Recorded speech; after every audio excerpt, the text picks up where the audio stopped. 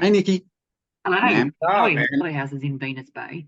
And then, of course, on the other side, you've got Apollo Bay. And the shrine sits almost at this apex yeah, in that bay area at the top of these two locations. yeah. It makes a And triangle, doesn't it, from Venus Bay, yeah, Apollo Bay to the shrine? no. And there's 39 of them, and they ring them 3 times a day. So it'd be awesome to hear if anyone's actually heard them.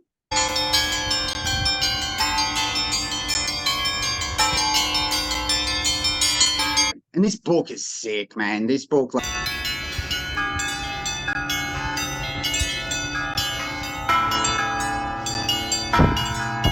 it's just bizarre, bro. And this book is sick, man. This book, like, what is Yeah, this I need to book? buy it. I need to buy it.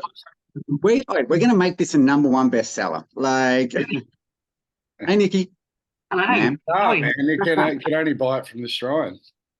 Yep. Yeah. It's, like, how much does this Bruce Skates actually know? Like, or, is he just a messenger? Like, Is he the author?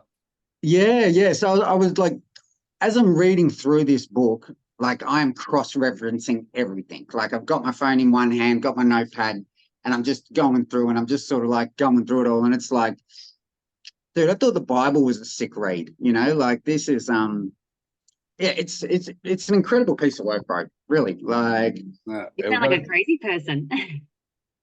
what was that? So you sound like a crazy person. That's what I do. Got 40 things open, phones going, books in front of you. It's I crazy. think I'm in good company, let's be honest. So Yeah. like I was talking. I hope you got a bit of time because Nikki's good. We'll see how long it goes, but I got all the time in the world, my friend. Yeah, uh, I sent him the notes as well this morning. oh yeah. You say more? No, it's just what I sent you. Oh, okay. Yeah. Now, do you want me to get them up? Do you want to present them first? Yeah, you can do. I'll introduce Glenn because no one knows Yeah. Glenn in the cyberspace, and then yeah, then you can present them. Yeah, there's not a lot of the pictures. There's only about 6 different ones. So Uh, now, Glenn. That's, yeah, yep. Actually, fuck, we'll just get started, all right?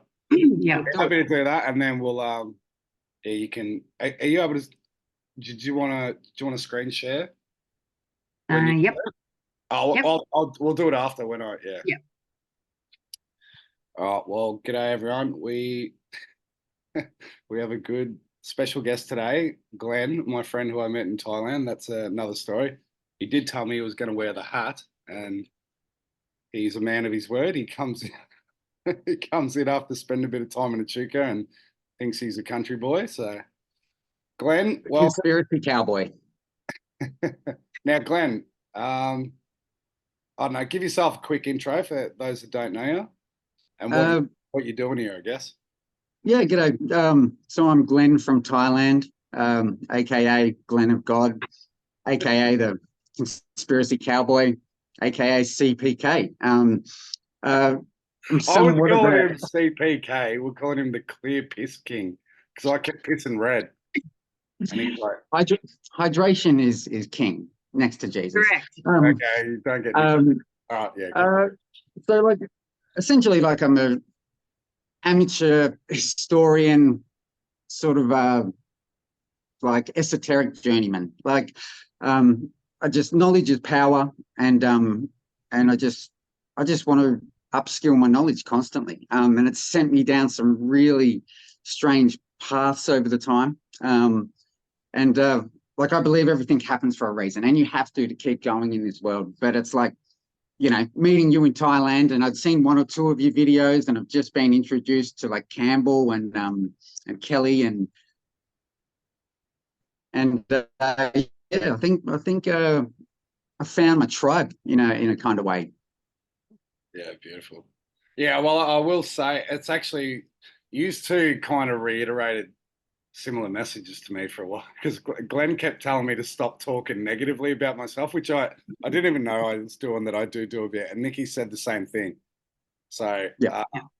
yeah, but like Glenn had a real point of like, he's like, no, fucking stop it, Dale, and yeah. So Words have power, my friend. Words have power, and that negative self-speak. Like, dude, we all do it. Like I can't find my keys in the morning, and I'm so dumb, so stupid, and like, who starts their day like, speaking about themselves negatively, and then what kind of day is going to proceed from there? It's huge. That's it. You agree, don't you, Nikki? It's like positive self-talk and hydration. And hydration. When you said the water, yep. We just had the recent Tatari event in Mullaney, and Kelly did make mention of no bathrooms and no kitchens in these old buildings, and she said it's almost like they lived on, they didn't really eat. It was just all water based. And I'm like, yeah. And one of the guys like, I saw your face light up. What's that all about? It's like, that's exactly what I think. I think we're programmed to eat, and we're supposed to be drinking more water. Most people are hungry. They're actually thirsty. Usually thirsty, but hunger is the first reaction. So eat. I could not agree more. So over in Thailand, I did my first 72-hour fast. Oh, and yeah. Dale was there firsthand, and look, let's be honest, I tapped out about the 69-hour mark. But around that second day, you sort of start going like, am I hungry? Like, or am I just programmed to eat? And I think it's the second one, to be honest. Like, and even now, like, I'm pretty much just doing the carnivore diet thing with water, salt, and eating is overrated, like 100%. Well, Glenn, do you remember? Like, he got to the end. He was trying to make it to the 70 whatever hour, and then I ordered some food, and he's like, "Nah, fuck it, I'm breaking it now." And then he's like, he ordered, and it took like 30-40 minutes for the food to come out. He's like, he was getting really angry. So once you decided you were going to eat, then you switched, didn't you? I got hangry for the first time in my life. Like, I'm not that guy, but I was ready to go to the back of the kitchen and fix it myself around that 30-minute mark. Like, it was getting tense. I mean, hydration is pretty important when you're in a tropical area too, isn't it? Like, you always got to stay hot. Definitely. Yeah. Well, Nikki, should we start with? Should we just go through the dot points? Because we've done 4 videos on the shrine now, Glenn. So this is the 5th. So maybe if we do a recap of the dot points and then some new ones, or did you want to give you the screen and then? Yeah, well, we can go through just. So this is not really a catch-up one. This one we've got a whole bunch of new stuff. Yeah. Sweet. Well, I'm glad I got out of that. Woohoo! Here we are. Okay. All right. So this was actually sent to us by Edwina in your chat. Mm-hmm. She was actually telling us. So on the last one we spoke about William Barak, who is that face that's been carved into the hotel that's now overlooking the shrine, and obviously overlooking a site that is commonly referred to as being a traditional burial ground, a stolen site, and it was the tribe, the Kulin people, which the last video you actually did with Rachel, she actually brought up that same tribe that was from Mount Macedon, and that had been evicted from Mount Macedon and moved over to Healesville, which again I didn't know. But Edwina put the comment in about the William Barak Bridge, which is the one in the background that you can see that connects the city, or this parkland, over to the MCG. Yeah. So this here, I mean, you've got a whole bunch of these bells. So they've got 39 bells that are all inverted. Wow. And they ring this sound 3 times a day across Melbourne. The whole thing's computerized. And they even make comments that it's so intelligent, it's all backed up by computers, it does its own daily reporting. I mean, what are you reporting on? But they ring this sound, whatever it is, and they say they change the octaves, and it's an ever-increasing octave that rings over Melbourne. And you think, okay, why? What is all this for? And why on earth are they inverted? When is a bell ever upside down? So when we were told about this potential bell being underneath the shrine, and there's people employed to come along and ring it at whatever times, is that I actually mentioned this to Campbell. All the old Tatarian buildings having these bells in the top of them, so kind of like that ether. Mm. But now you've got these ones that are low and now inverted. It's almost like the bells were like creating an energy force field that protected the people down here from whatever above. So they had to pull all them out so they can, if this whole Apollo, return of their king kind of thing makes sense, then they've changed the vibration, drawing the energy from the earth and shooting it upwards. And they've taken that force field away with the bells, that frequency that we could almost protect the earth level. I can't think of anywhere else in the world where I've seen it, like bells upside down. No. And there's 39 of them, and they ring them 3 times a day. So it'd be awesome to hear if anyone's actually heard them. Glenn, have you been through there? Okay, this is crazy. So this is all like just down the street from me. You know, I live next to Crown, South Bank.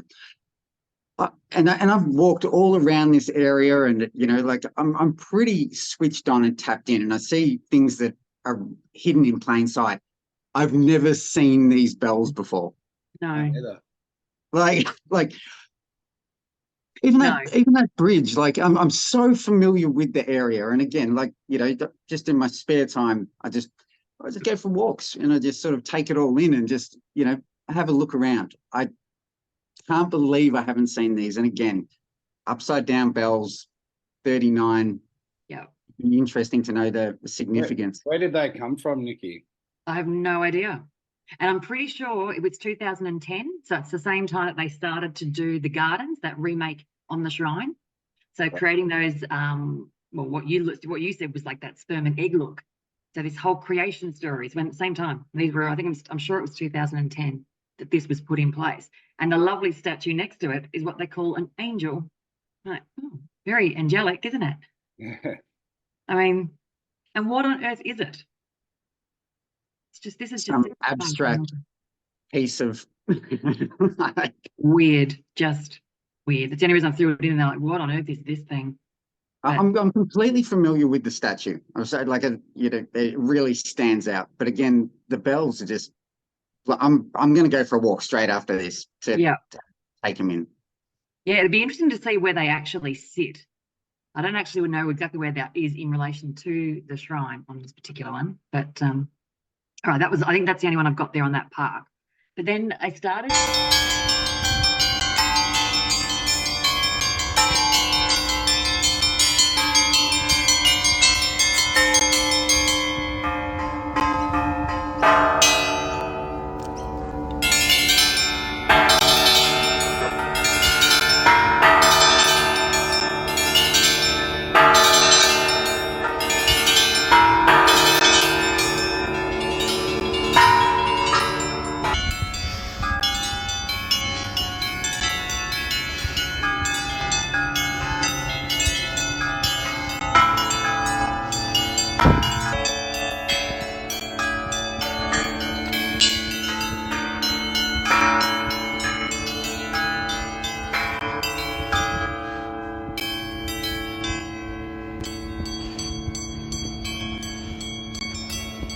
But then I started doing, I don't know how I find stuff and how I get onto things.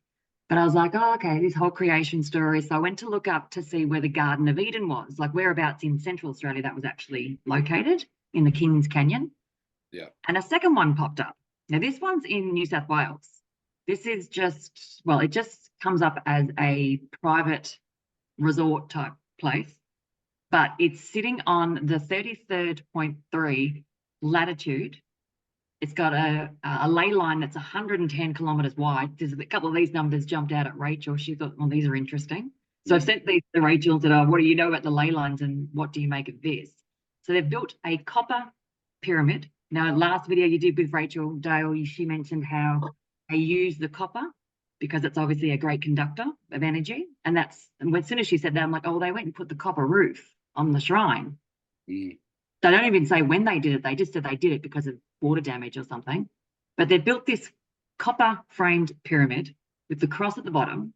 It's sitting in a perfect alignment with the sun. So it follows the sun's daily path. And it has an interchangeable crystal that they put in the capstone. So they change it depending on what energy they were trying to draw in. Now it's called the Garden of Eden, right? It's called the Garden of Eden. I've got its I think I've got somewhere where it's actually the actual latitude and stuff, which I've got. I think there's a picture here so people can pause it and read it if they want to have a look at it. But it's, yeah, they've got all these symbols are from this page, from this platform's website, and you can go and book it and they have a section where you can go, it's called the goddess stones. There's a stone altar, and then they have this ring structure of stones, which is your goddess center of sorts. So again, I don't know what it's all for, but this is what I found. I mean, but I would, based on what Rachel said in the past, it's circular around the pyramid, so I would guess that's a portal. That would just be my guess. Yeah, Makes sense. definitely. And the fact that it's got the big X, the cross at the bottom, especially where Jason, just in his last couple of seal videos, is making a big point of this X, and it's strange they've got a cross at the bottom of it as well. I would love to go stand in the middle of that, like barefoot, just do some breathing and some sort of meditation. I reckon that would be like intense. Yeah. What is portal? Well, yeah, with the X too, because I was saying the X is like reference to the alpha there and the omega, like the beginning and the end, right? And and that's what's weird with like disease X. Twitter came in, called itself X, because it's like it was the end of that reign of social media and the beginning of the new. Well, you remember the chat we had over in Thailand, and we were talking about the significance of X, and like mark of the beast, and then you have alcohol 4X, and then you had triple X porn, and like it just seems to represent negativity like over and over, and vices in people's lives and things like that.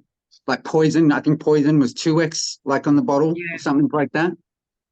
Well, what was Jason saying, Nikki? That the X is the crossing point of the eclipses over a isometric period that goes into the center, right? Yeah. But you'll probably get to that with the Pfizer thing, yeah? I don't know if I've got that one, but we can talk about that. But I just brought this one up because obviously, and this is the number that jumped out at Glenn too. He sent this one straight through to me. And I've actually asked Donovan to Donovan's going to do a bit of a decode on some of this stuff too, because they made a mention in the book that it was 144 pages of maths to make this sun ray work. Now, the 144, what we mentioned last time, the Giza pyramid had 144,000 lime capstone that was covering it, but they've removed all that. But of course, the 144,000 is attached to this whole, the souls, the living souls on Earth. So Glenn saw it straight away too, that 144, like very specific for your math to make this whole sunrise work and shine this word love at 11:11. So that portal again. And now in the last sealed video that Jason did, he made reference to 11 being a representation of chaos. And of course, in the new age world, 11s is the holier than thou, high enlightenment, all that sort of stuff. I think it's probably both, because it's both. It's both. Yeah. Well, when Judas betrays Jesus, so that when Judas dies, when he kills himself, there's then 11 disciples, right? So it's the one missing, and that's why obviously they did the 11 tied into the war, because 11 represents war as well. But that's what I'm saying, it's the one missing from the 12, which is complete. Yeah, and that's what Jason mentioned about that. The whole 144 is that representation of 12, the 12 by 12 cycles, so the closing of cycles. And that's, So when I decided to go buy this book, and this is just some esoteric journeyman stuff, I walked out of my apartment, I looked at my phone, and it was 11:11, and I was like, ooh, today's going to be a good day. By the time I walked there and walked back, it was 12:12, and I'm just like going like alignment, watch out, here I come, Yeah, well, that's a good sign, because that, to me, that's because you're completing, right? Because the 11 is incomplete, and then that's. And then it was it was like 4:44, and since that morning, I've kind of tapped back in, and I'm just noticing that every time I'm looking at the time, it's always lined up, and every time my life I've been on the right path, I've seen these repeating patterns. I've seen the 333s, but predominantly sort of the 11:11s and the 444s, and throw in a 12:12 from time to time. Yeah. I'm 9/11. That's what I always get. No, I had to chuck this one in. Yeah. Chuck this one in. So, and again, and also because of that Garden Eden pyramid that they've built, having that crystal, everything they do, they're making this focus on this glowing capstone of all these pyramids. So obviously you've got the masons over there, but the shrine, the angles that they said they built, and they're this, I don't know if this is in the book, I think it might be actually, but it's called the ontassis. It's a Greek form of ancient structure. So that really high, I'm sure it goes up about 2.5 kilometers in the air, this angle, this ontassis for the building, and that's how they designed all the angles of the walls. And they made a big point about it. I'm like, okay, well, who even knows about it? So why go to such a degree of engineering for something that has no relevance to what the building's apparently for? But and then of course the Ghostbusters they have to put in there because they've just brought out the fifth, I think it's the fifth Ghostbusters, which came out on the vernal equinox, and it's the Frozen Empire. And every single one of the Ghostbusters movies has reference to these ancient Sumerian, Babylonian gods and the return of them. So this one, this is obviously that picture in the middle is the first Ghostbusters movie. But this one jumped out at me when Jason was talking about the Giza Pyramid and all those structures were originally protected by ancient dogs, which has now turned into the lion. And of course, the shrine's got the four lions on each corner with the goddesses and chariots and things. So, and the shrine reference to empire as well, all through the book as well. Yeah. Yes, and there's no reference to the empire. It's just like no British empire. It's just empire. So it's definitely. So I think all these films are all wrote by Dan Aykroyd, or he definitely wrote the first couple of them. Like he wrote them. Yeah. And wrote all the parts for John Belushi, but he died before. I'm not sure about the latter ones and the all-female cast ones, but I know definitely the first two. I'm pretty sure that he wrote them. So there is people are in the know. There's an open secret. There has to be. Didn't his family they were some sort of ghost hunting family? Yeah, that's where the movies came from, because his family was associated with some sort of paranormal. Really? Business. I'm amazed. I had no idea Dan Aykroyd wrote it. Yeah, I heard him talking about it based on these movies. He had a lot of experience with it, hence why these movies came up. He's also got the Crystal Skull vodka. That's I don't know if you've seen those vodka bottles, but that's Dan Aykroyd's as well. So he's tapped in. He's tapped in. I watched a Joe Rogan podcast with him, and just again doing my research and looking into these larger than life characters. Well, that is interesting because so this character, so the building of the shrine, that light, the sunlight comes through. That's called the eye, and its name is the ray of light. Well, obviously the character in Ghostbusters, it's Ray. It's Ray that's going to defeat the entity. And obviously you can see the glowing at the top. This is where I saw on that last clip, the Eye of Horus is sitting in between these doors. On the clip, there's just it's like that Coca-Cola, the snippet. It's just this flash of the double Eye of Horus sitting there. I'm like, oh wow. And then it's Ray. Ray's going to be the one that defeats the entity. It's a wonder how much creative influence Dan Aykroyd had, or he's either an occultist with very high level knowledge, or he didn't write it at all. It's one or the other, or he was helped. Yeah, it could be. Sorry, go.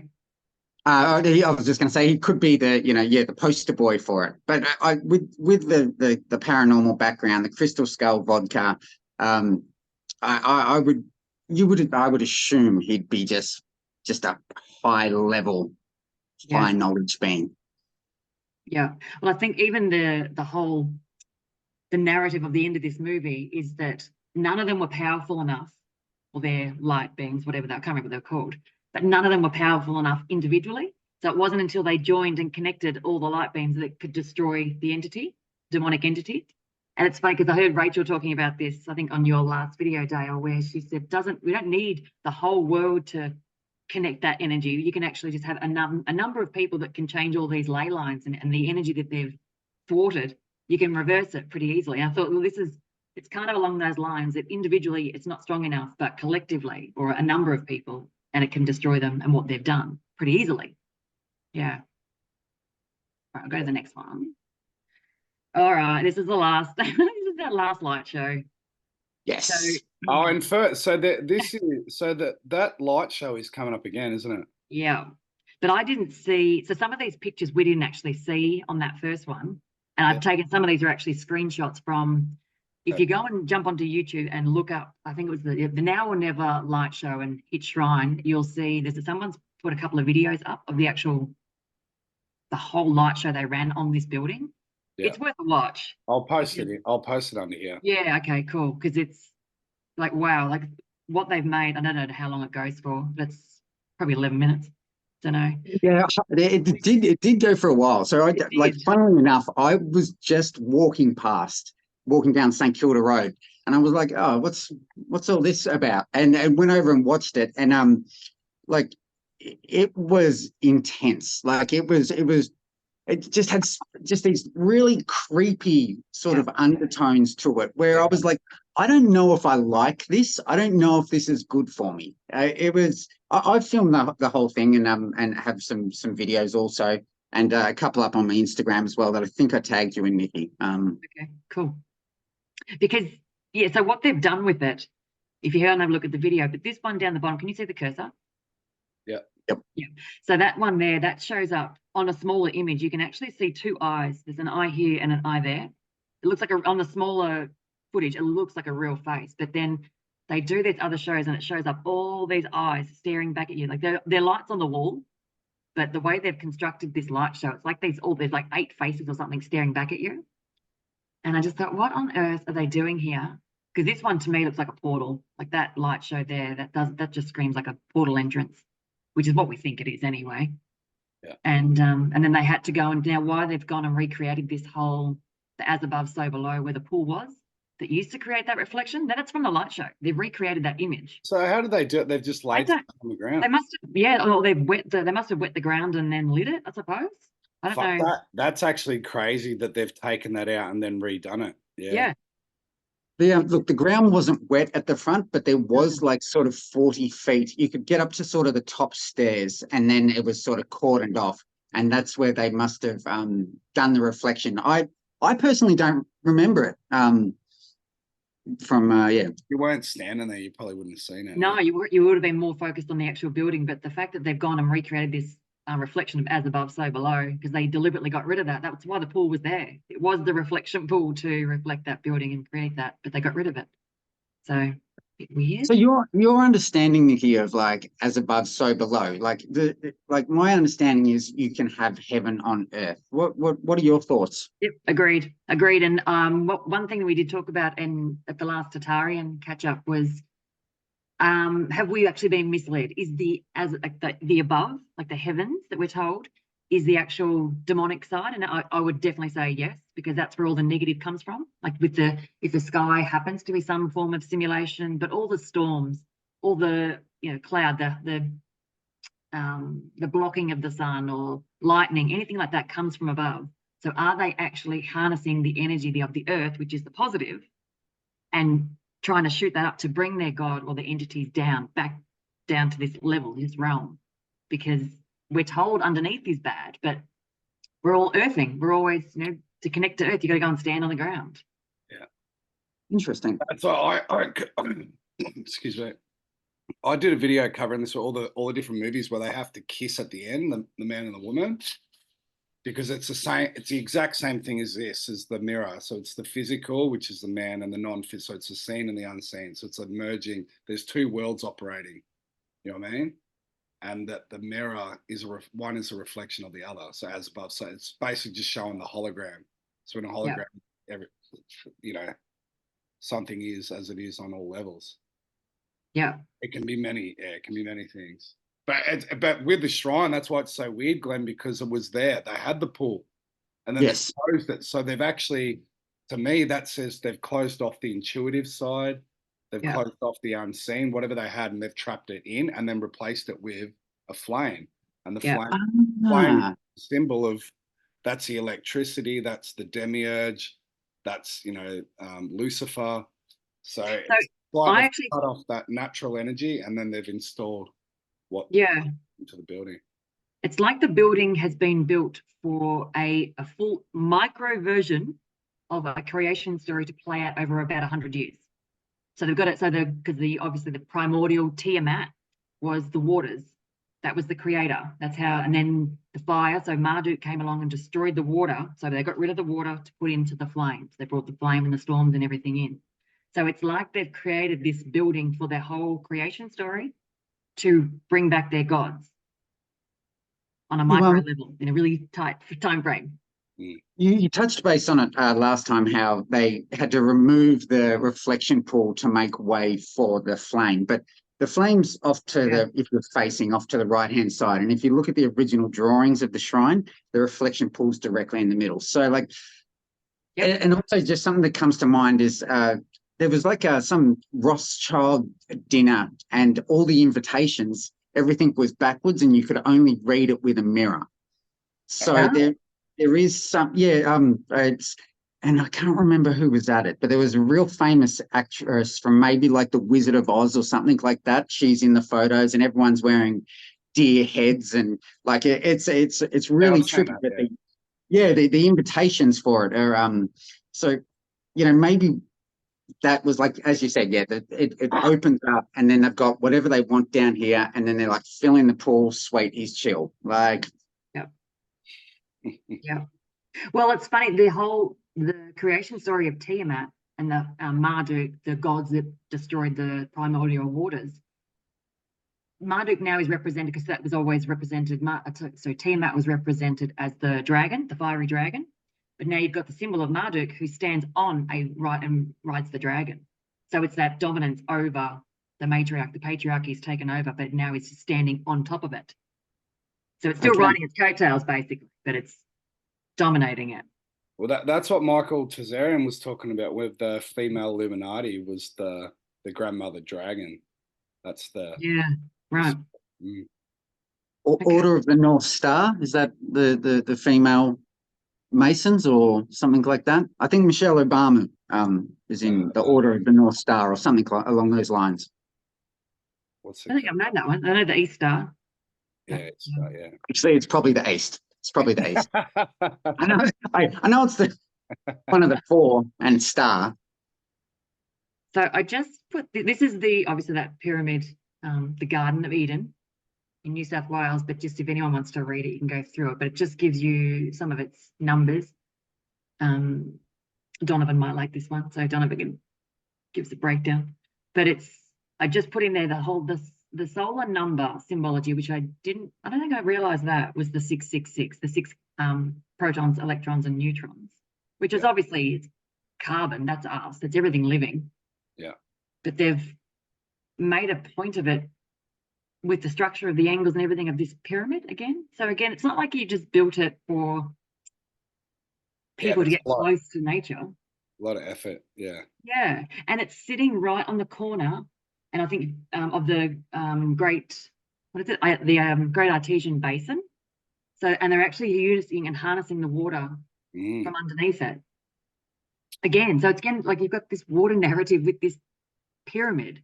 Well, that's kind of the same with the other, because 6 is the number of physicality as well. That's why 6 is Saturn, to bring into physical matter. Yeah. With going over the water. It's just incredible how like precise like all these measurements are. And again, like if you're going to build something, like do it right and do it precise. But I saw something the other day on like one of Donald Trump's towers, and it was the same thing where it was 555 feet above ground, 10% below, and then he sort of had trees throughout the lobby and everything, and it's like, none of this is happenstance, like there is some real thought and some real thinkers out there. And it gives you something to think on. Yeah. Yeah. Architects, man, of the universe. Yeah. But this one we'll leave for Donovan because it'll make more sense to him, I reckon. So I said I'd put some number stuff out here, let him have a look at it and let us know what he thinks. But the fact that they've got all this reference down the bottom here about very godly, very religion-oriented, the solar, the lunar, and again, it's all around. This is on their website. This isn't cut from anywhere else. This is off their website about this pyramid structure. So when they were building it, all this information here was taken into account. You're like, okay, why? But So who are these private owners of this? I don't know. I haven't looked. I've only found this one last week, so I haven't actually looked into this site too much. I just had to grab their pictures and have a look at this one, because I think the last one we mentioned, so the other Garden of Eden, which is in the Kings Canyon. Yeah. That I think the first seal video, the first one, I think it was the first one that Jason did, mentioned how the demons were known. And if you go through ancient history, demons are always said to have resided in the deserts. Yeah. So the fact you've got the Kings Canyon out there, and I think you mentioned last time too that the original people say you don't go out there at nighttime. You don't stay out there at all. Are you going to bring up the Sinim, land of Sinim? You got to that? I haven't got it. Or maybe talk about that one now, because that's like because when I went to Kings Canyon, which is weird, because the shrine's on the Kings Canyon as well, and that's why it looks like the shrine it's kind of like the Garden of Eden. It's another birthing thing, but yeah, that struck me straight away. I'm like, oh, this is a Garden of Eden, but then in one of Jason's books, he talks about Zion being in the desert too. Yeah. And then the mount being the mount in the desert. So it fits all the room. I'm not like, because that obviously fits the Middle East period, but is that in the hologram, can that not express itself in different areas on the planet too? It's interesting. But then do you want to tell us about the land of him and that? I don't even know. Australia means it means the land of the South. Yeah. Doesn't it? Yeah. Tell us what you found. Well, I can't even remember how I found that. I have no idea. It must have been something to do with the Garden of Eden, that article. After a few searches, that one popped up. But there's a group of people that it looks like someone who might be Jewish that is debating it. But there's a group of people chatting saying they've proven through biblical narratives and going back and correlating words that have been used in the Bible and other texts, not just the Bible, that highlights that Australia and New Zealand is the most southern land. And of course, we were once connected, and I'm sure we will be again.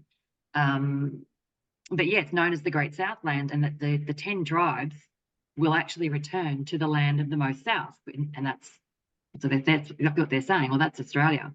Yeah. So Australia will be where the 10 tribes return. Everyone's coming here. Everyone's coming here.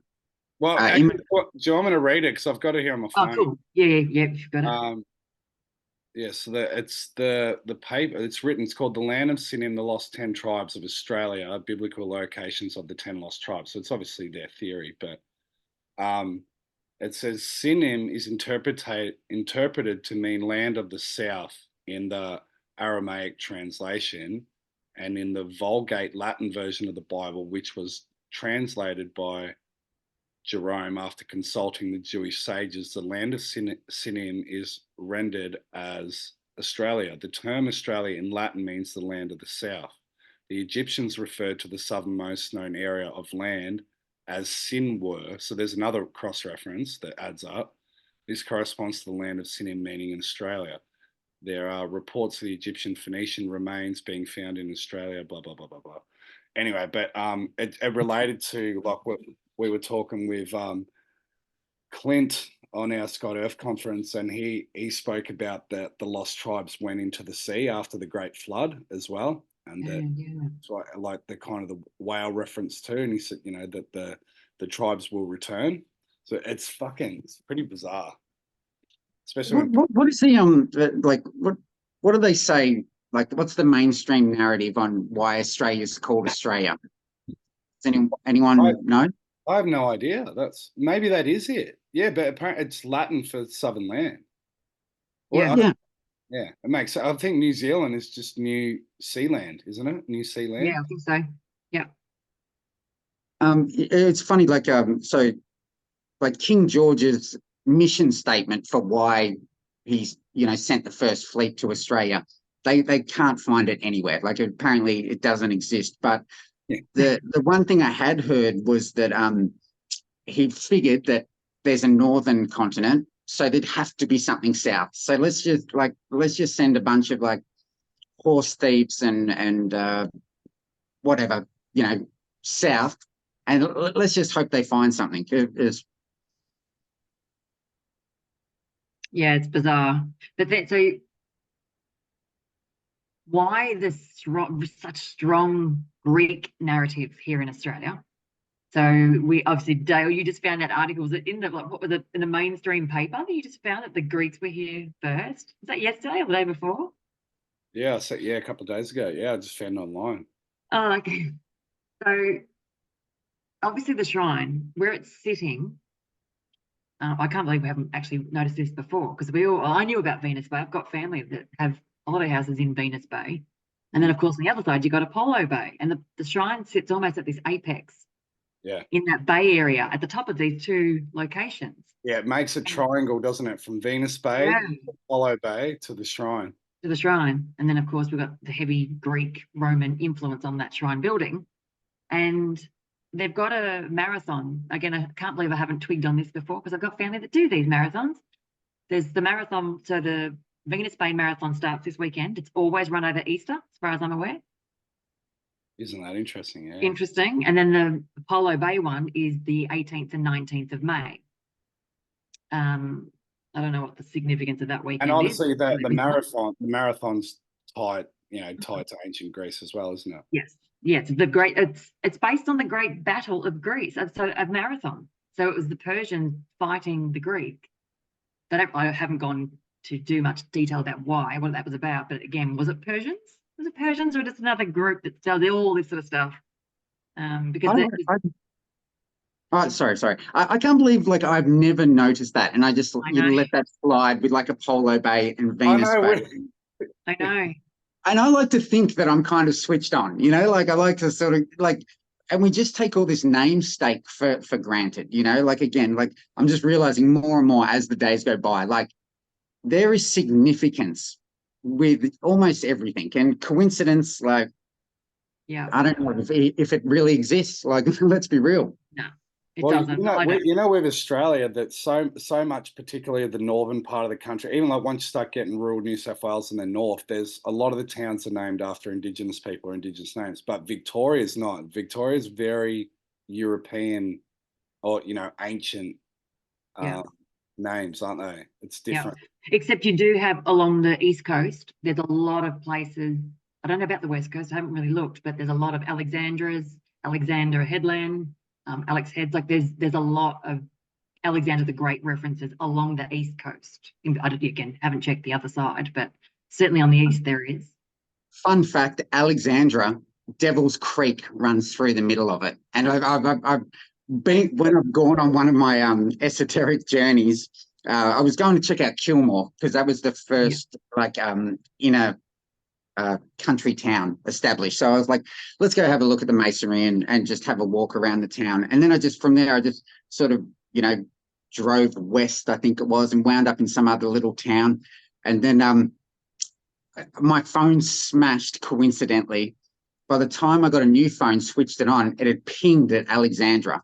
So I'm like, I was nowhere near there. And fun fact, Devil's Creek runs through Alexandra. I used to live right near. I used to live in Yea, which is the next town from Alex. Yeah. But I do know there is satanic activity there. Yeah. Yea, Alexandra. Well, and the one up here in Noosa, you've got you've got Hell's Gate and Devil's Kitchen, and Alexandra Bay sits in between both. Mm. And the granite, which I got, which is right next to that. Yeah. That was the shrine talking, just that piece of rock. So I'd still got it. Well, that's in Bendigo, there's Alexander Fountain, but that's supposed to be the Princess Alexandra. Well. But that's made of granite too. Yeah. All these structures that are made of granite, I mean, most places, what they used to do was sandstone, bluestone, or red brick. But then you find the really significant sites have been constructed out of granite. So, but yeah, I think with the marathon, so yeah, it was the Great Battle of Marathon, and there was a lot of death. So a lot of death, particularly to women and children. So you think, why on earth are you having these events based on a marathon that they're running? Everyone's running. Yeah. Why would you base it on that? That's what it's named from. It's come from. What's a marathon? 40 mile, 44? Well, they've got all different ones. So 44K. That's why I didn't take much note, because there's a whole bunch of different lengths and stuff. No, but there is the official marathon Yeah, I length. don't know. Yeah. Don't know. Anyway, next. Next. All right. So where are we at? Oh, Mr. Thorpe. We haven't mentioned this. So this is Kate. Shout out for Kate because Kate did tell us about this. Miss Thorpe. Hey. Miss Thorpe. I mean, Well, Mr. Thorpe is the actual elder that's in the park. oh, the actual. Oh, okay, right, yeah. Yeah.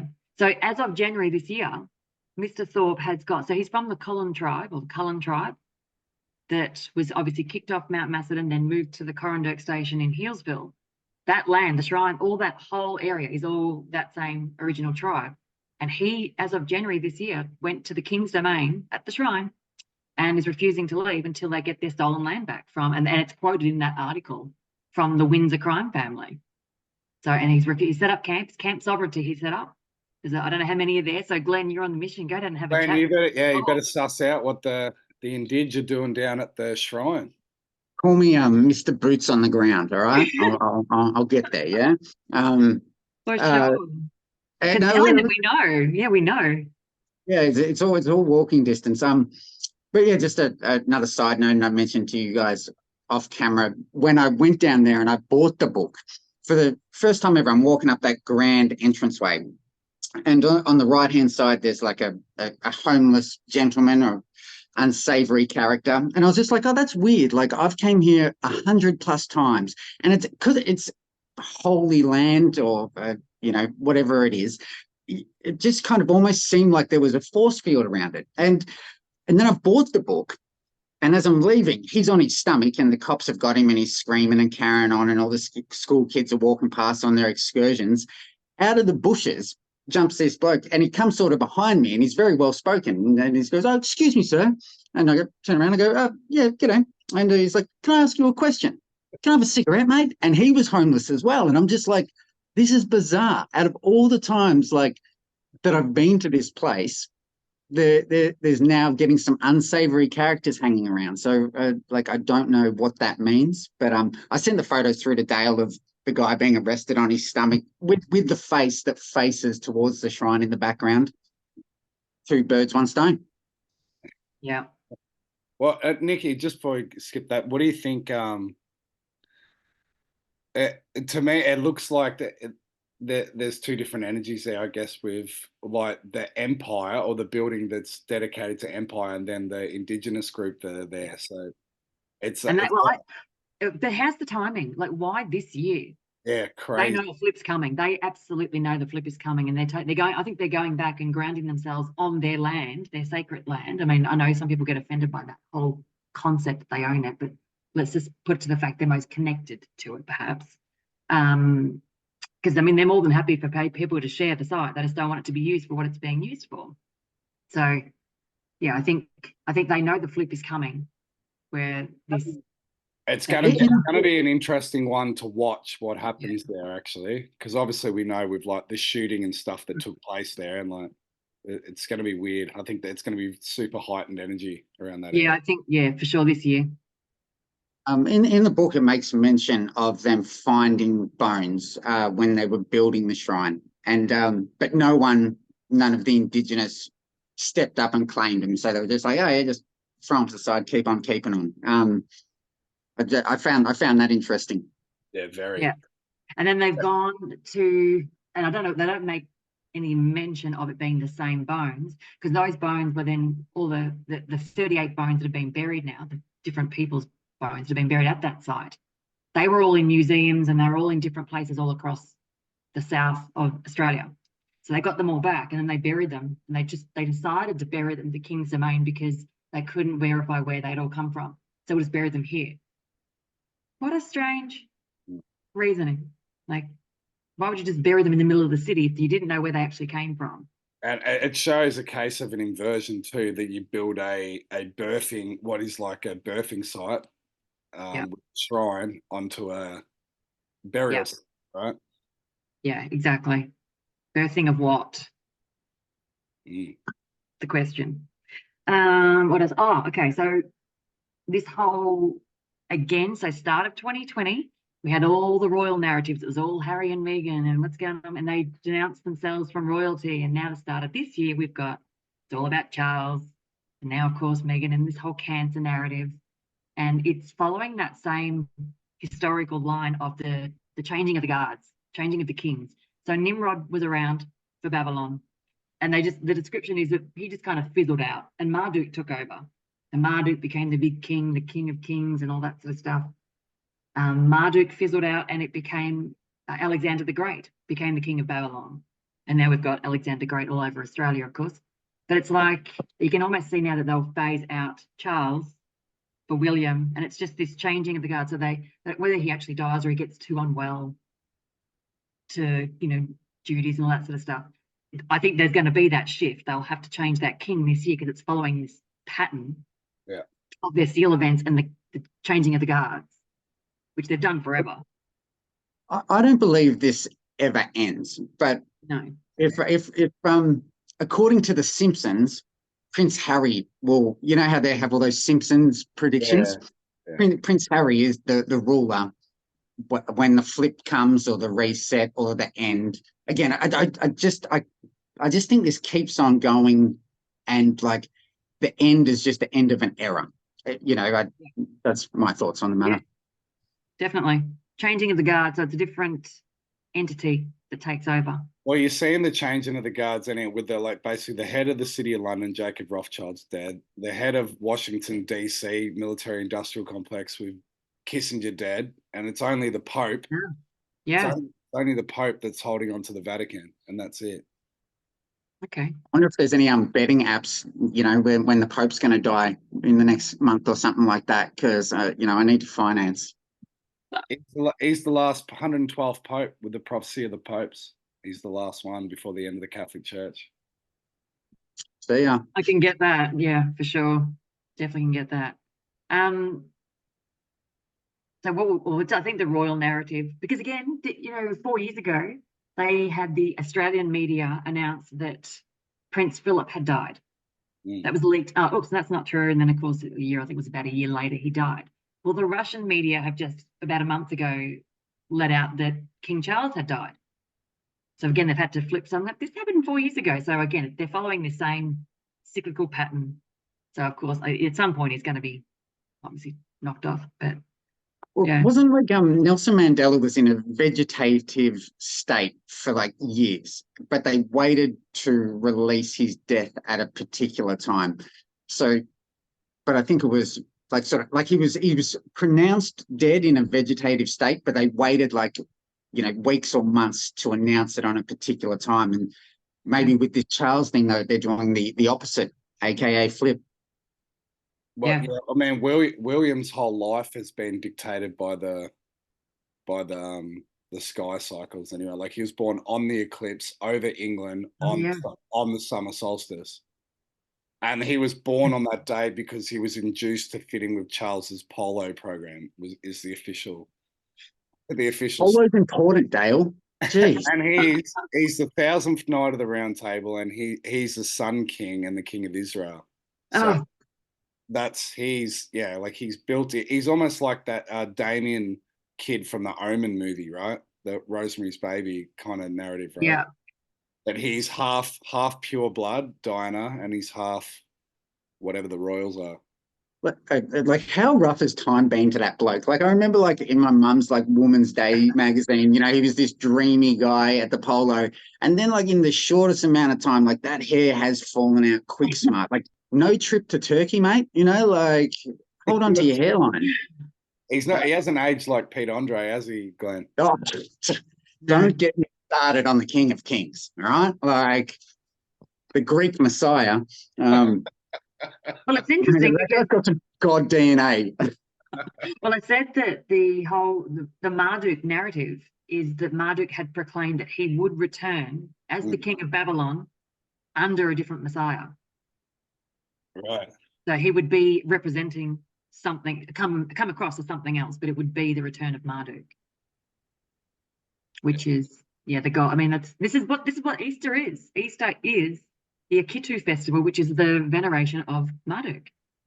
And then did you see on Sunday they might do this every year, I don't know. But at the shrine, they had the big Greek prayer on Sunday, the 23rd of March, out the front of the shrine. Orthodox Christians. I haven't Yeah. seen that. At the shrine. And it's just to represent Australia's connection to Greece. I'm like, You know, like why are you doing it there? you know, as soon as this terror attack happened in Russia, supposedly. So it's they haven't done it for a couple of years, but that's always their most significant day. Or one of is like March 22nd. That's the 322, the Skull and Bones. Oh, yes. That is the homage to the Caput or the capital of Rome, 322. So they've done it again, but this is the 40-day period in Easter where they love it. That's where you have the 40 days Lent, or that's tied into it, the sacrifice. And so, and the Easter break, like we know it's all been sort of the calendar's been moved around to like fit Christianity, but it was the spring equinox, you know, the rebirthing, which again is just sort of been put forth and moved around just to suit the calendar. But it's just hilarious that, you know, the whole Easter egg narrative and like, funny, yeah. I love a hot cross bun. I literally have one every day when they're available, and that's what from December 26th the whole way through. They started about January now, the hot cross buns. Oh, I swear they were there late December, like because I was straight on them. I have one a day, and look, I have more butter than bun. Yeah, like it is what it is. Well, I know also coming up with this, the French Olympics coming up. I've noticed, and I think Glenn, you pointed out too how they're making a lot of reference, and it's all based on the water. And they've made a point saying it's the first time ever, and it's going to be held in. They keep saying the heart. This is what jumped out at me. All the articles I was reading, it's in the heart of Paris, and all the events will be held on the main waterway, the arteries. Is what they've called it. When has a waterway ever been called the artery? They're making so much. I wonder whether they'll do anything with all these professional athletes that have been dropping like flies for the last 2 years.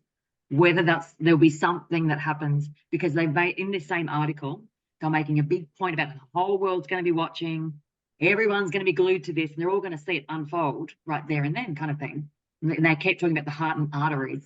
This is a very strange way to talk about water and an Olympic event. Oh, how many years since Diana died in the tunnel? 97. Yeah, 97. So 27. So that's a 999 as well. So that's the 3 amplified of the 9, which is that's the closing again, because you know, like, because Diana was killed for that was the moon goddess homage that she went into the tunnel. Yes. You know, the 13th pillar she crashed into, apparently. Yeah, that's right. 13th pillar. That's right. Yeah, well, that was the Merovingians' sacred sacrificial site in the Pont d'Alma tunnel, the gateway to the moon goddess. With those Merovingians, like, am I remembering this correctly? Was that like the closest to Jesus' said bloodline? Yeah, that's if you follow the what's that movie? The Da Vinci Code. I thought I read it somewhere before there. That Da Vinci Code was all based on Jordan Maxwell's work, but he'd got it from other previous people. But yeah, that is the story. But then the Merovingian is the guy in the Matrix movie too, the third Matrix movie. He's the French guy. They make him French. Remember him? Ooh la la. Merovingian? I don't. I think I tapped out after like the second Matrix movie. The first one, I was just like, oh my God, this is everything. And I actually told you about the 2 brothers, the Coen brothers, that are now the Coen sisters. And they came out after they released the last one. I didn't even bother. But I went back and I think I watched the first 2. And they'd said that The Matrix was actually a story about transitioning. And I swear to God, I watched it back knowing that. And I was like, it kind of is, you know, like, but that story is so multi-layered. It can be many things, but 100 things. But like, again, I watched it back and I'm with this trans narrative and I'm just like, come on, man. And I was just like, oh shit, maybe. Well, I don't know. They're certainly ramping something up because, you know how we're saying about Apollo? Apollo's attached to health, medicine, music, poetry, sun, knowledge, order, prophecy, like a whole bunch. Stand-up guy, I guess. Hey, it's connected to everything, archery. And so Jason talking about that first SEAL event in 2020, was the medicine and obviously The the archer, one that you arrow. Yeah. yeah. And then the second one, he's talking about how this one is Apollo Helios. So it's going to be that return of the sun. And is something going to be said? Or this is the first time we've actually had the sun out here in 3 weeks. It's been Yeah, it raining just came out non-stop. today. Yeah, literally has come out today, and it disappears after today again for another week apparently. But it's interesting that whatever this sun connection is going to be with people unfortunately taking this garbage, or what it will be, is it just a heightened sensitivity to the sun or something that will happen? Because the seal event, what does it say? I brought this one out. So the second one, sorry, go on, yeah. I just said the second one's the red horse of the apocalypse, war, bloodshed, which inevitably follows with a wake of conquest.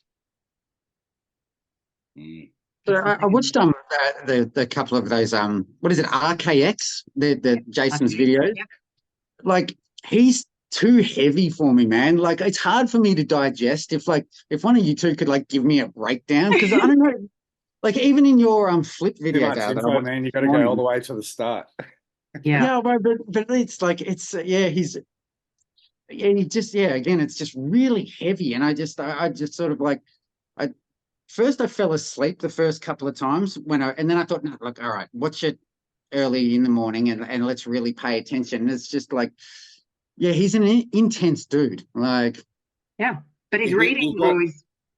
You got to get your mind around the isometric patterning, and it's basically that we're living in a construct of cycles. And then what they're doing, like with things like the Shrine and the Olympics and stuff like this, is they're like amplifying like certain events that are tapped in to the cycles that he's like found through isometric patterning. That's is just like numerological differences between the two patterns. Is that what you'd kind of say, Nikki? And then they used to amplify that, and it's just like this repeating machine that we live in, right? And I agree. Ultimately, that there's an intuition that exists outside of that can kind of actually change things to a certain degree. So within like 100-year cycle, and like is there like energy vampires? Like what is the point of these heightened moments? Like, what are they feeding? What's the point? You mean, or am I completely misunderstanding it? Well, I mean, that's a pretty big answer. But again, it's how they're correlating everything to something. So on that second video, Jason's talking about how even the whole Operation Warp Speed that Trump's team had back in 2020, all about to bring out this jab to the masses very quickly. And that exact event then correlates isometrically to this eclipse that's happening on the 8th of April. And there's 3 eclipses. So what he's saying, so is there something in that eclipse that causes a shift that then triggers whatever's in these things? Because we know there's lots of theories about what's in them. But you can see how they play out. This second event is tied to the sun and something to do with the sun and something to do with them. Some people that are jab affected, I've heard this, and I don't know if it's just normal light or synthetic light, but I heard this one story of a guy, and he'd that a lot of them had problems with their eyes, and they can't even have doctor's appointments in lit rooms. They have to be in the dark because of their sensitivity to the light. That actually came up in a Senate hearing in Australia last week. Oh, I haven't heard that at all. Wow. Okay. The list of injuries associated with that, the arrow or whatever we're calling it these days, like, you know, I had a mate I went to high school with, dropped dead, 38. I've had other friends with like nerve damage and all sorts of just horrific stuff. Like, it's crazy. And it looks like, to me, it looks like the exposure that's coming out though too. Do you think, Nikki, with this eclipse? To me, it looks like the new eclipse is going to signal, and from what Jason was saying too, both highlighting the 2020 election and also the jab, which the other eclipse crossed over the exact place in, what was it, Missouri? Charleston. Yeah, where they created the jabs. Yeah, the Pfizer site. Yeah, and that's how he says like the isometric patterning works. It's a time difference between the two that will signifies a closing and an ending, right? That Yeah. with the X. So it's the start of a new chapter, but that has to mean that there's got to be some sort of exposure around what happened with these things and the election as well. Well, that's that's what he said. Every SEAL event is designed. It's an awakening. It's meant to awaken. That's what they're for. Each one of them, and each one will awaken different people and who are at different stages. So obviously 2020 was a huge awakening for me too. I mean, I knew a lot of things about medical stuff and things 20 years ago, but I never knew everything correlated. It was all the same thing, basically. So If you're not awake by now, you're never waking up. Like, oh, there'll be more waking up after this one. There will be more, but I hope so. I hope so. because it's going to be, and this is where he, in that same video, talks about this is the whole point of the second seal is to take peace from the earth. Because think of all the people that, it's not the ones that took it voluntarily or believe it, it's all those that reluctantly took it because they felt like they had to, or they were told they had to keep their jobs and all that sort of stuff. It's them. They're going to lose their minds when they find out hospitals were paid, doctors were paid significant amounts of money to do it. Yeah. And you got to understand, even if the doctors act like they didn't know, you'd have to start questioning why on earth were you being paid so much money to do it then? And you never questioned that. Yeah. I mean, the hospital administrators, they need to go to jail before any doctor. Yep. They are the worst. Yeah. But now they're sort of saying that we didn't make you do it. You know, like it was your choice, you know, like, and it's just like some people don't have the option to, you know, not work. Actually, look, let's be honest, the majority of like Australian societies living week to week, maybe the world, I'm not sure, but like, you know, like I don't know anyone that was, or maybe initially they were like, yeah, I'm getting it so I can go do things. But, you know, they should have like honey-dicked us a bit more before. Like they literally gave it a week. They're like, we got this massive, you know, vaccine coming through. It's going to save the world. And then a week later, they're like, you have to get it. And I was just like, nah, bro, like I ain't down for that. But that's what they're going to do to people. They're going to turn around now and say, we never made you. That's exactly what they're going to do.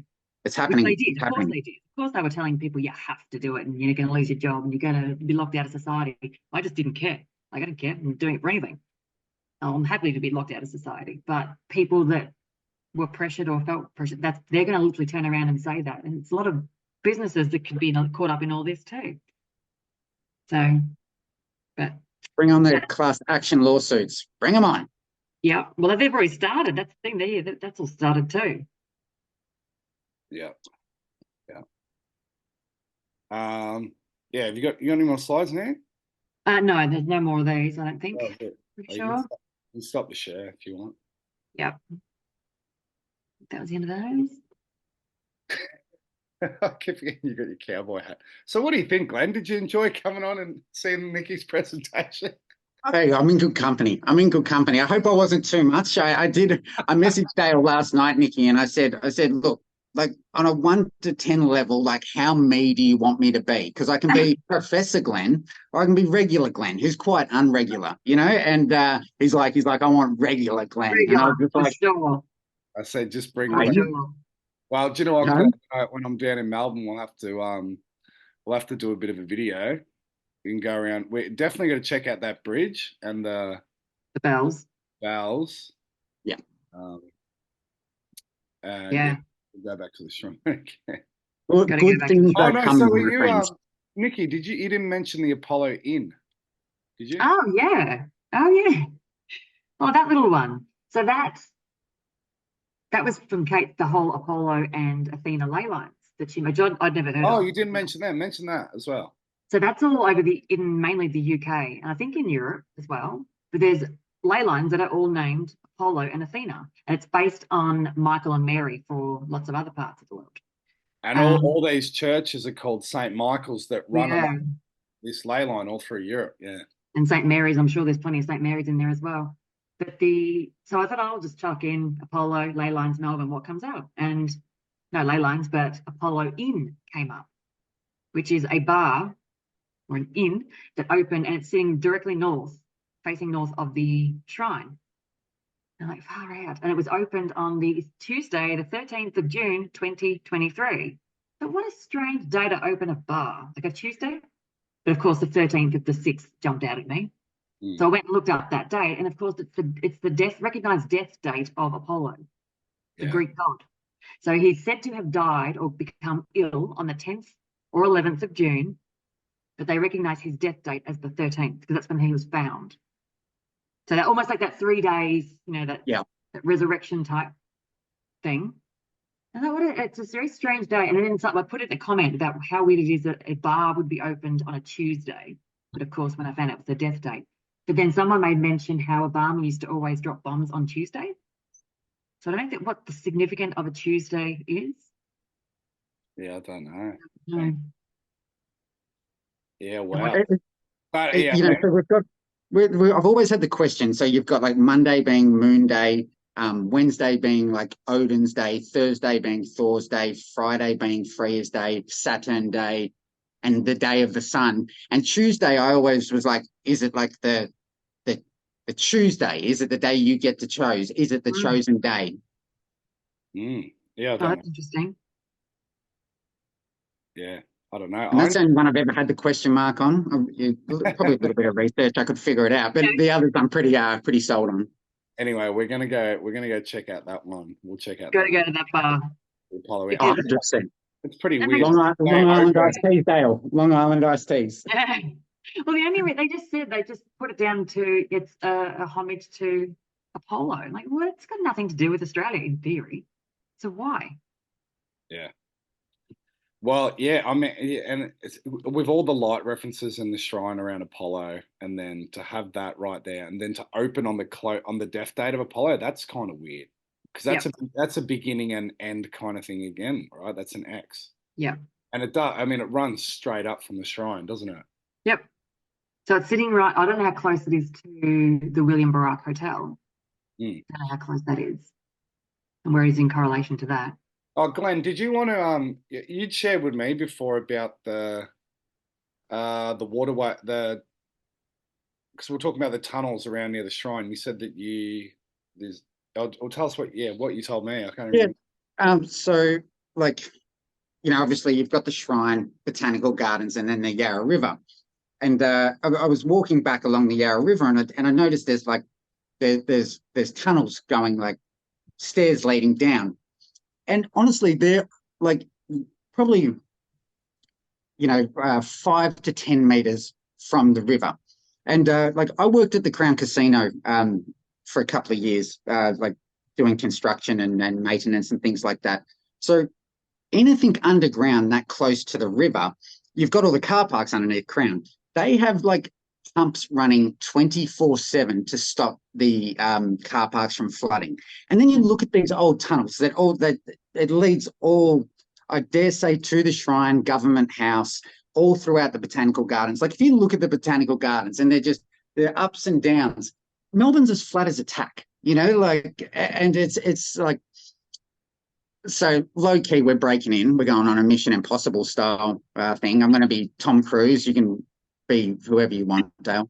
But yeah, just more questions than answers when you see something like that. But yeah, it just sort of like, I was like, I want to go down there. What's underneath there? Like maybe some LiDAR scans are required. I'm not sure.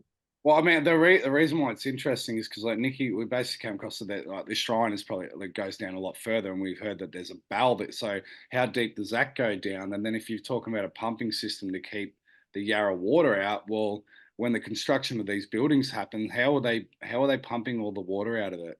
Or back then, right? It just brings up more questions there. Well, I think didn't someone mention comment off the first video that I don't know if it was that PSO officer.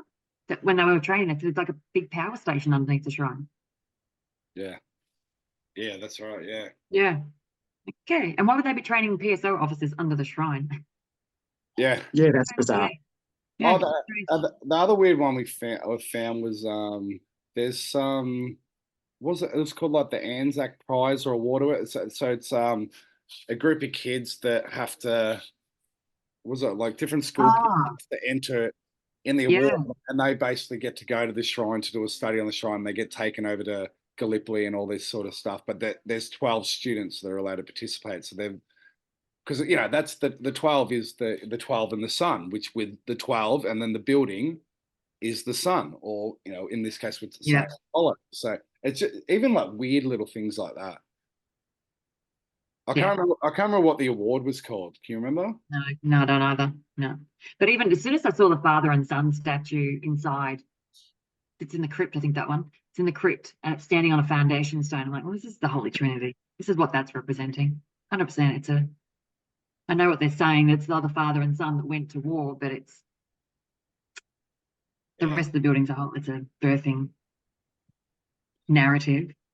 So I think even just on that, we're talking about the 144, so the 12 by 12, the completion cycles. Jason actually brought up the 144 and the 1440. So the 144 times 10 cycles being that. And he mentioned this just in that last video. And I thought that's interesting because the shrine was planned 100 years ago this year. So if you've got your 10 by 10 cycles, it opened 90 years ago, and the number 9 representing evil. So you've got your 90. So again, we've got this whole understanding that we've got this flip coming.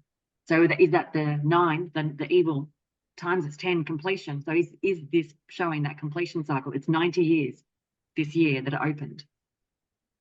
Yeah. What was the other one around the 70-year cycle, 1954? And McCarthyism. Yeah, the songs that I just said, something changed massively in Australia in 1954. So that's 70 years ago now. So there has to be some sort of 70-year cycle. Not that I know what, I've never heard of one, don't know what it is. But in 1954 is when they got rid of the pool and they brought in that eternal flame. That's when they found the boat over in Giza.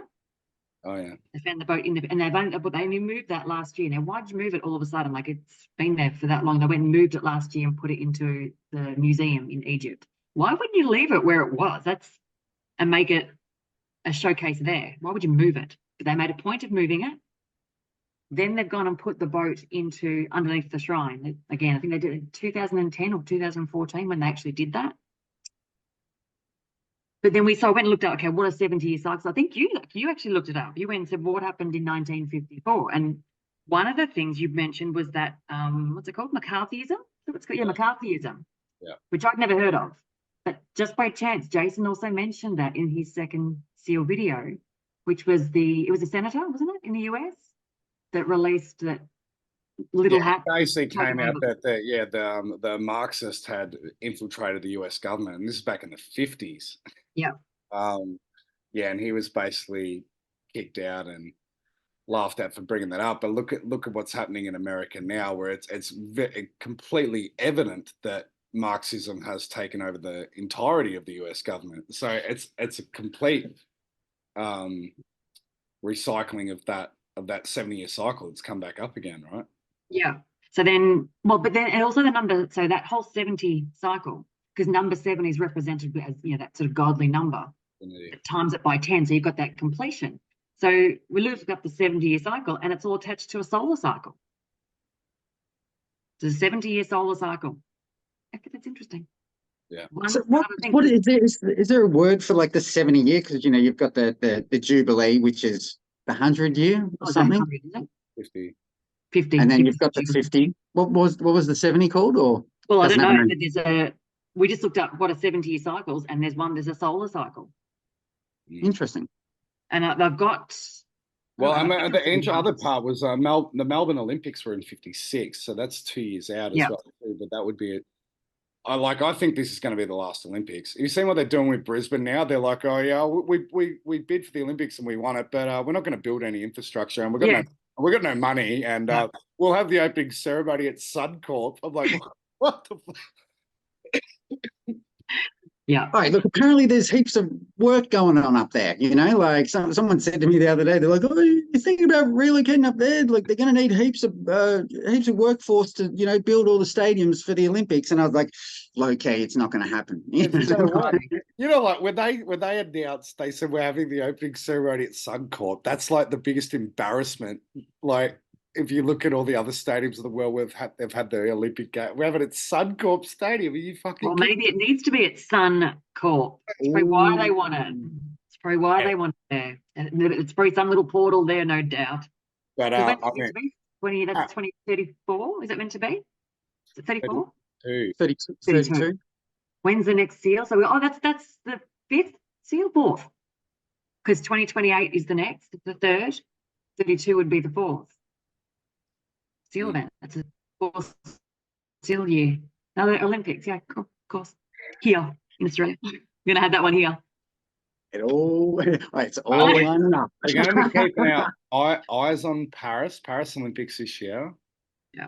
Definitely keeping our eyes on the US and what's gonna play out there. And then I would also say, like, still the ramping up for war. Like they said, like the Yemenis army and stuff, like marching to Egypt now to help the people in Gaza, and like, and it's like we saw from the other day, like, and even this bridge collapsing in America. It's only going to take one story where they said, oh, Russian hackers hacked the boat, and that would be it. It's not going to take much. Take one bullshit story, and it'll kick off. I saw that briefly this morning. Was that like I just on YouTube? I scanned past it, but it was like something to do with a cargo ship crashing into something. Is that right? Yeah, we'll knock the whole bridge down, but they reckon the bridge carries the most farming infrastructure, cargo, and all that to the rest of America. So it's a very as far as logistically, it's one of the most important bridges in the States, and it's coming up to their planting season and stuff like that too. So that's the third seal, isn't it? That's the third seal, is very much around the famine that follows the wars. So I hope you stocked up, Glenn. Hope you got some food, got some water.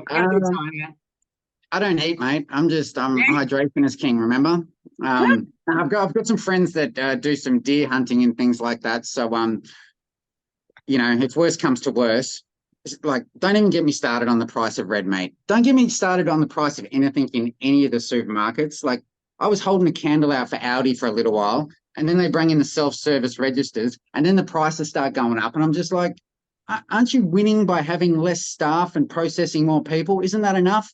Answer is, it's never enough. No.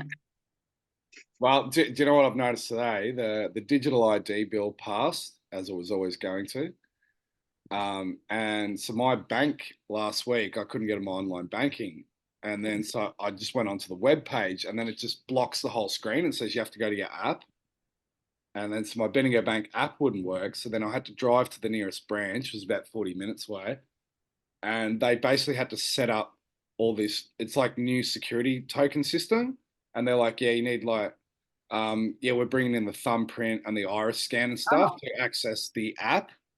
And I'm like, this is very convenient with the digital ID bill just about to go through. Then I go to the gym later that day, and they're like, they got me to come up, and they go, we're getting rid of these, these swipe tags to get into the gym. And now to access the gym, you need to download the app, and the app will enter you in and out of the building. You swipe your phone. So it's all like, it's just weird timing. And like every gym's going to do that. Yeah. And not just gyms, like it's going to be fucking everything. What about the people without smartphones? Come on, like I know there's a handful of people out there. You're exodus from society now. That's why they want all that. They want all the over 65s dead, because those people are just a pain in the ass. That they don't. Yeah. I think the Bendigo Bank up in Chuk is cashless now. If you know what I mean, and it's like what? How? Why? Like, I've seen people commenting on this. So there's obviously a few banks that are doing this. Yeah. Already, about the whole ID thing. Yeah. Cash is king also. Yeah. Oh, well, you want to go? I need to go. Yeah, I think that's everything for now. Let's see if it jumps out at anybody. Thanks, Nikki. I'll put a couple of links on here, and I'll actually link all the other shrine videos because I had people asking to see the other ones. And Glenn of God, or aka the Clear Piss King, what are you up to today? I might go check out some bells, mate.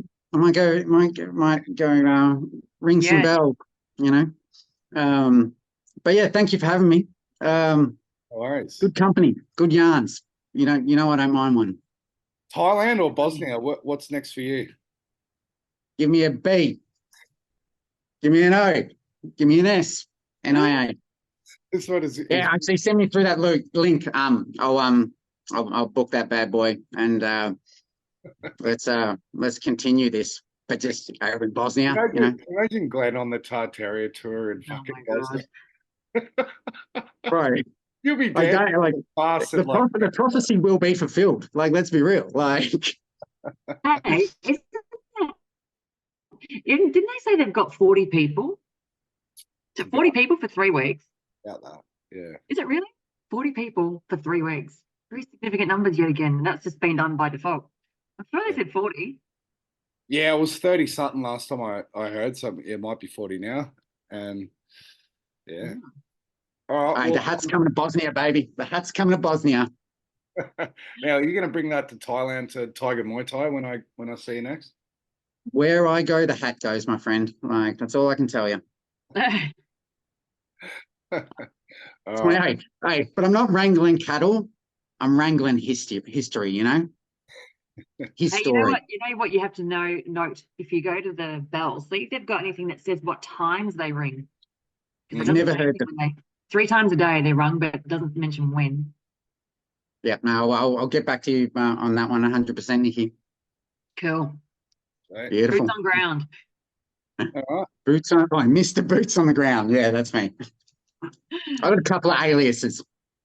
Cool. Love it. What's your training regimen at the moment? Once a day, once in a run, bit of weights, bit of boxing. Bro, bit shadow boxing, 100 push-ups, 100 squats, bit of yoga. No, Is that all you need? I'm not the machine I was a couple of weeks ago. Oh, I was actually, Nikki, Glenn, show Nikki your arm. Everyone was in the gym. Everyone was like amazed at his arm. It's like fucked up. Oh, Look, what have you done?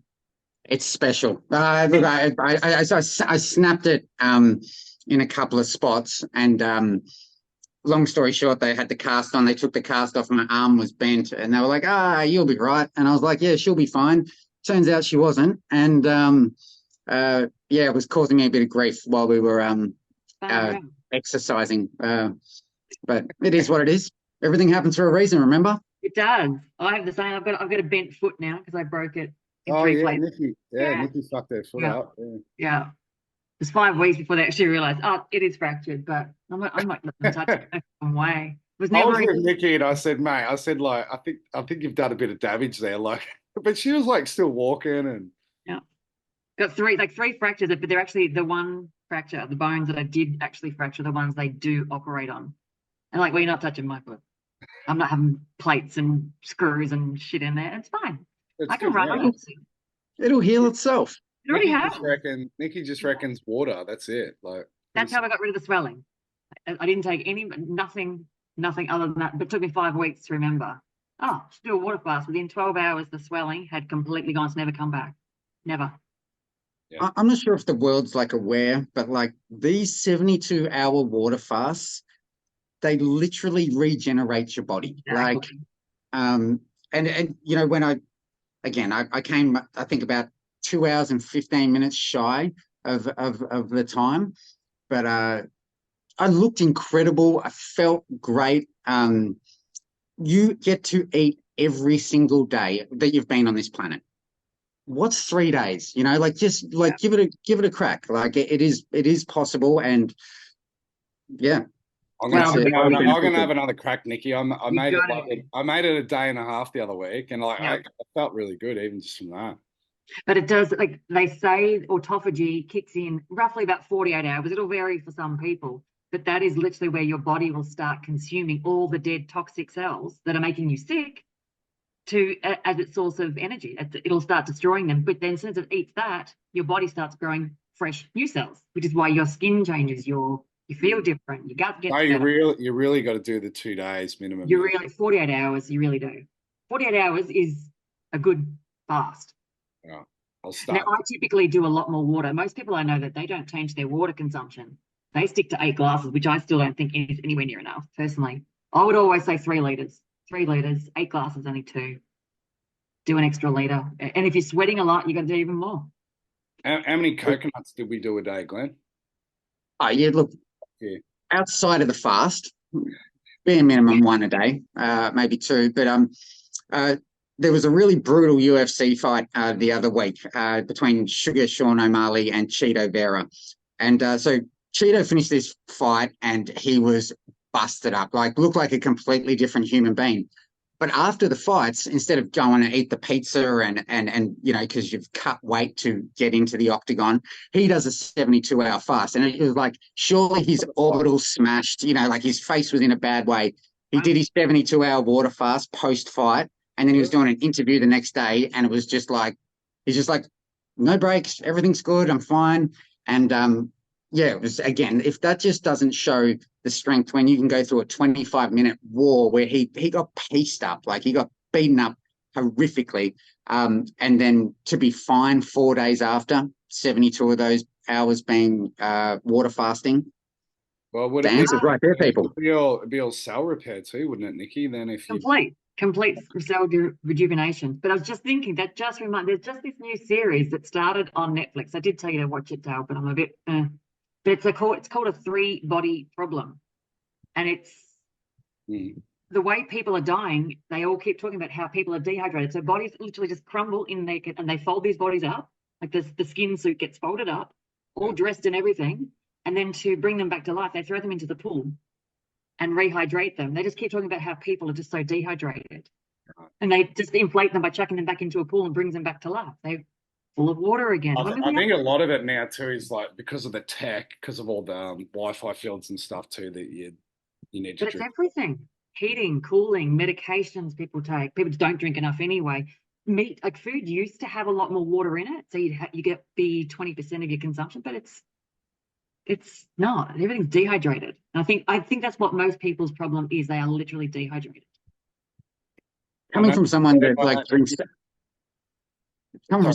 like a lot of water, I always feel dehydrated, and I'm kind of hot and bothered most of the time also. And it's like I consciously make the effort to like stay hydrated, and I'm just like, how much more can I really drink? You know, like chill out, guy. You know. It should be it's a super easy thing to do. It's like it's got to make it part of remembering to do it. And I find that, so to me, that was why the fluoride and the chemicals were actually put in, is because your body will then, because people, if you drink so much water, if it's not cleaned water, you do have to filter it, obviously now, because I think that's why if your body was taking in all that chemical, it's naturally going to get it straight out because it's a poison. That's why you keep going to the toilet every time. But if you have clean water, it's not happening. Well, I did notice in Thailand if I don't put salt in it, I will just piss. Yeah, right. Straight through me, yeah. But my osteo told me how he said just put a pinch of sea salt. Just only because you're sweating so much because you're working out. Maybe not normally, but everyone it helps the body hold on to it. Everyone smashes all the synthetic electrolytes over there, though, don't they, Glenn? Not me. Everyone else. I just remembered this. So Brisbane, they had the 70-year contract to put fluoride in their water. And I think that is inspired around 2018, 2019, in very recent times. And they just signed up for like another 70 years. So maybe something to do with the 70-year cycle, 70-year contract. That's interesting. Yeah. I wasn't aware of that. I haven't heard that. Okay. No. All right, guys. Well, interesting. I'll love you. See you, Nikki. This was fun. Thank you for having me. See you, Glenn. Bye. See you next time. Peace. Bye.